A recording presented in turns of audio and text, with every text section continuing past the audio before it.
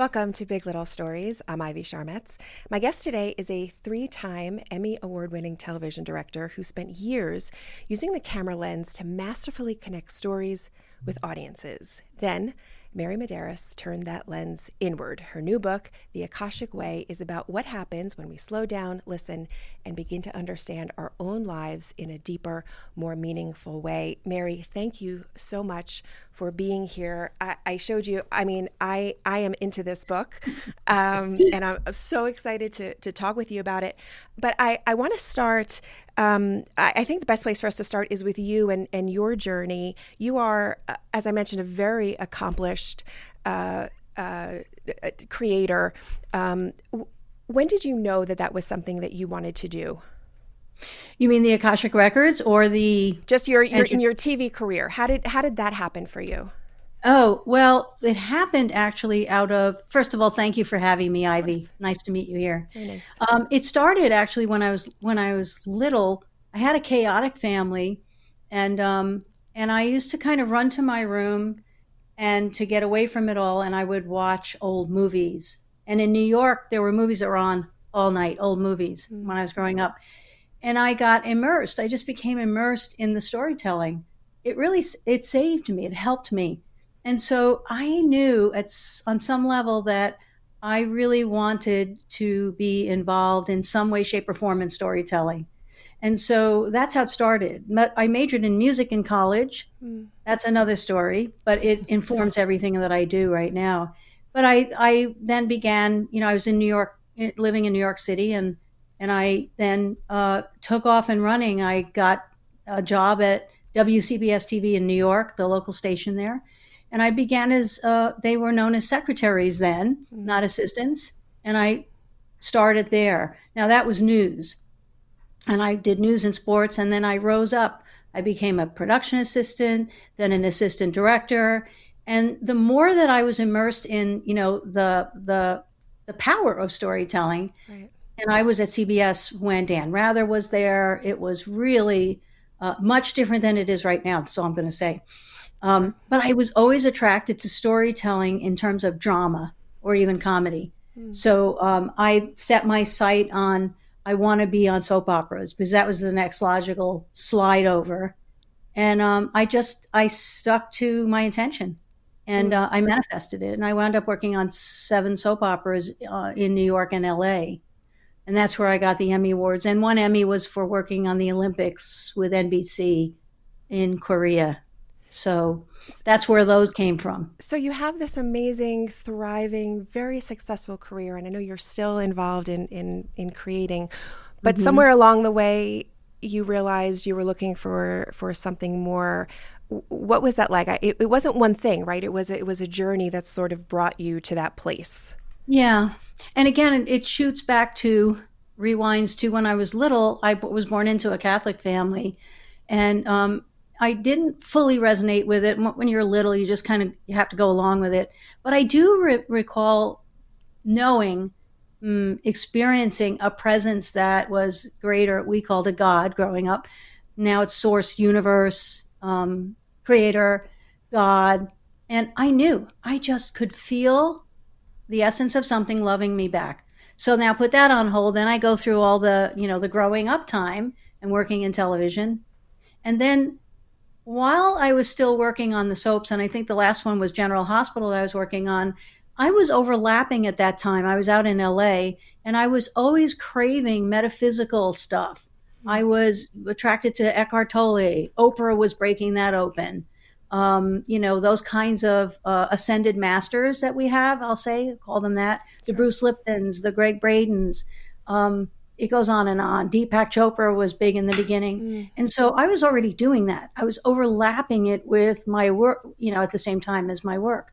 And then what happened was my time at the soaps it was abruptly taken away from me. I'll just put it that way. It's probably in my book that way.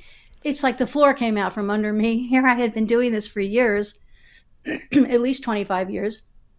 And there was just a big change happening, and they didn't renew my contract, and there were no real concrete answers or excuses or reasons, I should say. Yeah. And I went around to all the actors, Tony Geary, Jeannie Francis, who were wonderful to work with.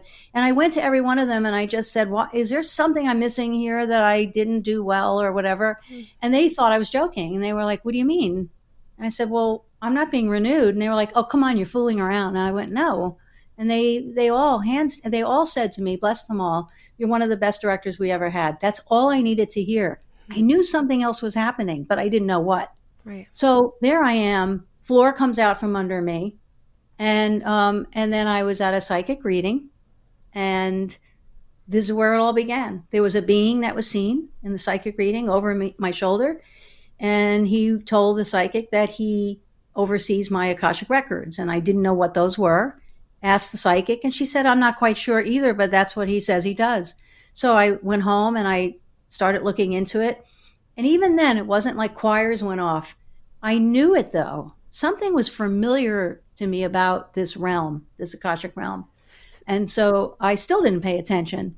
And then I was at a metaphysical bookstore out in Los Angeles and that I used to go to all the time. And there was a book that was hanging off the shelf above me and brought my attention to it. And when I pulled it down, it was called How to Read Your Akashic Records. So I was like, okay, we get nudges from divine source all the time. And I'm an example of what happens when you don't listen. It literally will hit you over the head.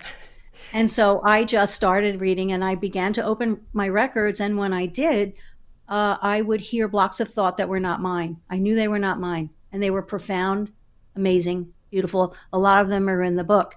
And so the book is my journey my journey into my own records, working stuff out in my life at that time, during that time up until now. So, Mary, for people who don't know, because this seems like something that I was not familiar with, and I think a lot of people aren't familiar with it, what are the Akashic records? Mm-hmm. I wasn't either. And so it's metaphysical and it's a little ethereal. And so it can get a bad rap in that way. And I say that because people go like, "Oh, come on, what is that?" Well, we now know it's a field. It's a quantum field. And the idea of the Akashic realm, the Akashic records, is that throughout history, every soul's actions, thoughts, experiences, each soul gets imprinted and recorded into this quantum field. Now, the Akashic records have been around under different names from the beginning of time. Mm. They're referred to as the Book of Life in the Bible. They're in the Quran. They're referenced as different terms. They're in the Tibetan Book of the Dead. They're they're everywhere. Mm-hmm. Every culture you can look at, there is this belief and knowing that there is this field that exists, a quantum field that records basically everything that we as a soul reincarnating, that's the idea, time after time, gets recorded into. And we now know science is showing us, science has now proven that there is this field. Tesla's talked about it, the center point, that there is this, Dr. Joe Dispenza refers to it, the field of possibilities, and there is this field, and it is a living essence. And it quantumly records stuff. And so when we raise our vibration to this higher vibratory state where this essence exists, which is the divine realm, we then can hear and visit, in a sense, and experience the imprint of ourselves, which means we could see past lives. We can and they come through as, for me, blocks of thought. Some people that work in the records actually see things physically. For me, it's blocks of thought. And sometimes I actually will see something. I'll see a client operating in another lifetime in some way. But it's amazing because what it's recording is our soul's journey. The idea being that every soul chooses on the other side before incarnating to come to the planet at a particular lifetime with, I like to call them, an overarching chosen theme, such as I'm coming to the earth for self-love. It's not about lessons. It's about choosing the expression of something. And the purpose of all of us choosing these expressions of these themes is to co-create together as a humanity back into Source itself for the ultimate expansion of Source to infinity. It's So trippy. how do you access these records then? I know you do readings, you've become Yeah. a practitioner. How does it work for someone, like me? I don't I'm very interested, have no idea how this Mhm. works. Well, anyone and everyone can access their Okay. Akashic records. And so for me, I decided to study at the Center for Akashic Studies, uh, which was founded by Linda Howe, who wrote one of 6 or 7 books on the Akashic records. Uh, and so what I use is, we all need to be able to raise our vibration, let's Mm, say, from an ordinary state of consciousness, I like to say, to a higher state of consciousness. Now, people do that through meditation. Edgar Casey was the sleeping prophet. He was doing it. He was accessing the Akashic realm, and I didn't know that. And I had been studying and following him for years. Um, so you can do it that way. However, we raise our vibration, it doesn't have to be a specific way. So for me, I use a sacred prayer. And that sacred prayer brings me, it invites in the energies of my Akashic records or somebody else's. And as I'm saying the prayer, my vibration is shifting and my ego disappears. It's not present, but I am. My mind, my imagination, my way of speaking is present because I need to be present in order to convey, right, these quantum right. thoughts to Did it people or to myself. did it take you a Yeah. while to be able to get to that place? No. Sometimes even meditating can be hard for people to really lean Hmm. into. It's not hard at all. And actually, to be honest with you, I think that what really helps us shift is just simply knowing Mm, that there is source, divine, creator, just knowing that, without any interference. It is being in that space of just knowing that invites that opening. mm, So, the other thing that's making it easier is that the planet is expanding, consciousness is expanding, and the frequency of the planet is increasing really quickly. And a lot of psychics are showing us this. Even Greg Braden, he measures stuff. The magnetics are changing. So things are going faster. It's feeling that way. And therefore, frequency is getting higher, which means, in my opinion, if our frequency is raising, then we're closer to what's on the other side of the veil, aren't we? They yeah. say the veil's thinner. It's that we're vibrating at a higher vibration, so it's much easier to hear. I hear from the records without even saying the sacred prayer and opening them anymore.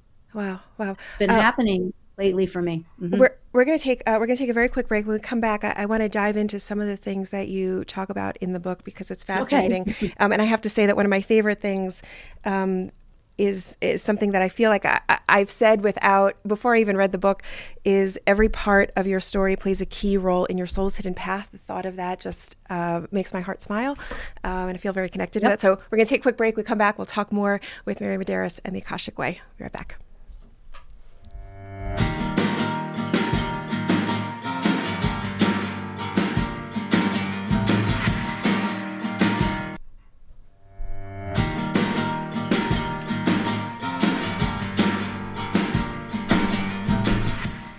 So we're talking with Mary Madeiras, and the book is The Akashic Way, Living Through the Lens of the Akashic Records. You mentioned, Mary, this book is like it's like a part memoir, part explanation of the Akashic Records, and there are so many, the way you frame so many concepts that we think about and act on every day in our lives. It's fascinating to me, and I thought maybe we could go through some of them. One of the first ones. And this one spoke to me. I think anyone who prides themselves in being a storyteller, one of the records and one of the messages is that you received is that you are a writer, you are a teller of stories, passing on love tucked under words and ideas. As the words and ideas are released, the love begins to ooze up and out into the universe. This is the power of storytelling. When I read that, I immediately felt so connected to everything else in the book, and it speaks to the power of our intuition. Talk to me about that. Talk to me about the what our intuition is to us. Well, and that speaks to our imagination as well, and the power of our imagination. Well, intuition is part of everything. It's part of the Akashic records, of course. The Akashic records mirror to us that, our intuition is that little different. I believe intuition works with creativity. It isn't creativity. The intuition is the part that it's that. I think there's a chapter in there about, or mention in my book about minuscule moments. It's related to that intuition where we can all say that there's that first moment when we're thinking about something or we're wondering about something. There's this first instant that a lot of times we don't listen to because our egos kind of slip in and engage our minds and trying to figure it out and what does it mean and give it a perception. And then we kind of like get away from that first intuitive moment. So that's what intuition is. It really it's our being speaking itself in 1 second. And interesting that we're talking about like being on television and working in television is the majority of the time when I was directing soap operas and the producer would want to do 10 takes, 12 takes, and the actors knew when I took the show to the edit to edit, which take did we always use 99% of the time? Take one. Yeah. Because take one was when everybody just was like, boom, the intuition was there and the trust was there and it worked. Everything came together. And I think that is what happens. Storytelling is it's the most powerful thing we have besides music, I believe. I agree.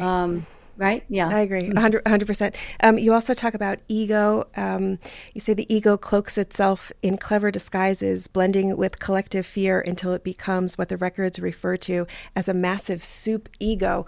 I thought that was so interesting to think about ego in that way. Does our ego get into our way often?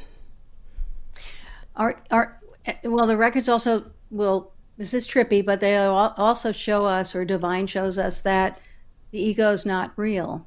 And the image I'm frequently shown is of a balloon blowing up, and what gets fed into the balloon are unloving, undivine thoughts. So the ego, this is in line with Eckhart Tolle's work, and the records often refer to Eckhart Tolle as an ascended master among us. And so what happens is when we don't know we're light, this is how it starts. If we don't know we're light, if we don't know we are love, then our actions that we take reflect unlove, undivine, let's say. And so those actions then collect into an energy. It's sort of an unlove energy that we can call the ego. Now, what happens is when a chunk of humanity, or I mean, in our case, we have a lot of this going on in the United States right now, that people just don't know who they are. And so they don't know their love and light. And, somebody might say, well, no, they're evil. And the divine says, no, they're not evil. There is no evil and there is no ego, really. There is the perception of the ego, which makes it relevant, if that makes sense. So we perceive that there is this collective thing, and it fears its demise. And Eckhart Tolle talks about that, and the records affirm that so this collection of energy of unlove, undivine, uncompassionate, all of that is because we don't see our own light, that builds and becomes a soup. That's the image that the records have shown me. And it's this just soup that gets fed into only by unloving, undivine actions, thoughts, and experiences. So because it's not real, and you know why it's not real? Because the only thing that is real is love. And that is a tough one today to hear. It is the only thing that there is. John Lennon wrote about it. Yeah. It is love. It is compassion. It is joy. That is what we're made of. That's what the world is made of. Anything other than that is an illusion that builds itself. But when you pop it like that balloon, there was nothing in it to begin with.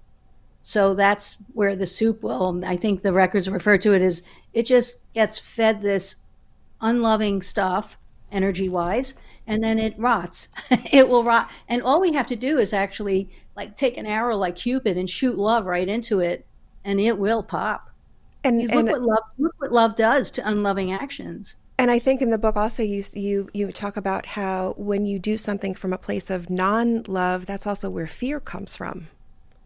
Yes. Well, yes, and fear is like a sort of like a, maybe we can call it a dimension of ego conscious. So there's this collective ego conscious that has has I've been shown a band around the planet, like a gray pulsing band, very thin though. And this is an interesting image, and that it's collecting from unloving thoughts, as I just said. And so as that band stays relevant, thinks itself as an essence it's relevant, has sort of like a fake intelligence to it in some way. But then, like, imagine the planet, and every time there is it could be one person doing a major act of love, it's like it shoots up and it punches a hole. Wow. The light punches a hole right through that collective ego conscious. So more loving acts, more even thoughts, because we know how powerful thoughts are. Yeah. Bruce Lipton's work, the biology of belief. So if we can even think, some people are saying today, well, how can I help? What can I do? Even if you just sit, you don't have to go into deep meditation, but if you have kind thoughts, it doesn't have to be about the people that are doing bad things. But if you have kind thoughts about humanity, about nature, about Gaia, about each other, the more we do that, that's emanating. That's the power of the heart too. And it will literally diffuse, the soup will rot and die, so to speak. So Mary, if someone is interested in learning more about the Akashic records, they should pick up the book. But then, what else should they do? How do they connect with this? So what I would do, it's what I did. I mean, I think I'm a living example of like going into something, not knowing what it was, finding out about it, and going, whoa. And every day I go, whoa. So what was it?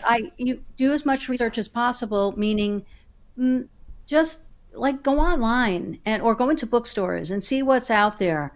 My book is an example of the what happens when we live our lives, remembering why we're here by visiting our Akashic records and working through all our human stuff, because that's what I did in the book. There were things in there that were very personal, and I was like, do I bring this out?